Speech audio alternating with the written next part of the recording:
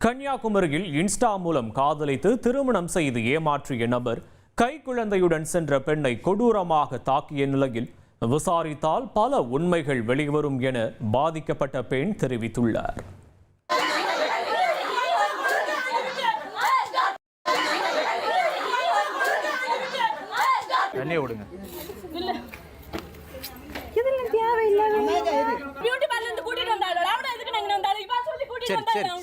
சரி தண்ணி கொடுங்க முதல்ல. அவளை பாருங்க.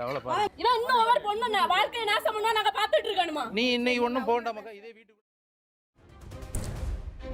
இரணியலைச் சேர்ந்த நித்யா என்பவர் முதல் கணவரை பிரிந்து வாழ்ந்து வந்த நிலையில் இன்ஸ்டா மூலம் பழகிய சுரேஷ்குமார் என்பவரை திருமணம் செய்து திருப்பூரில் வாழ்ந்து வந்துள்ளார்.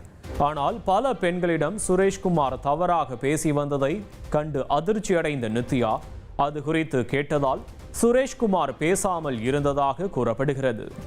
இந்நிலையில் 1 மாத குழந்தையுடன் செம்பொன்விளை பகுதிக்கு கணவனை தேடி நித்யா சென்றபோது முதல் மனைவி மற்றும் குழந்தைகளுடன் சுரேஷ்குமார் வாழ்ந்து வருவதைக் கண்டு அதிர்ச்சி அடைந்து கதறி அழுதுள்ளார்.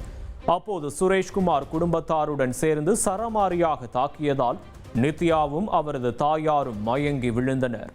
இருவரையும் அக்கம்பக்கத்தினர் மீட்டு மருத்துவமனைக்கு அனுப்பி வைத்தனர். பல பெண்களிடம் சுரேஷ்குமார் தொடர்பில் இருந்ததாகவும் விசாரணை நடத்தினால் பல திடுக்கிடும் தகவல்கள் வெளிவரும் என்றும் நித்யா தெரிவித்துள்ளார். பொண்ணுங்கள்கிட்ட பேசிக்கிட்டும் சேட் பண்ணிக்கிட்டும் இருந்திருக்காங்க. இருந்த இடத்துல நான் கேட்டதில் அவங்க என்னை விட்டுட்டு போயிட்டு அவங்க வீட்டுக்கு நான் போகும்போது அவங்க அம்மா எல்லாரும் சேர்ந்து என்னை அடித்து விரட்டினாங்க. போலீஸ்காரங்க அவங்க இன்ஸ்டா ஐடியிலேருந்து வாட்ஸ்அப் எல்லாத்தையுமே செக் பண்ணி பல பொண்ணுங்க லைஃப்பையும் காப்பாற்றி எனக்குள்ள நியாயத்தையும் என் பிள்ளைக்குள்ள நியாயத்தையும் வாங்கி தரணும்.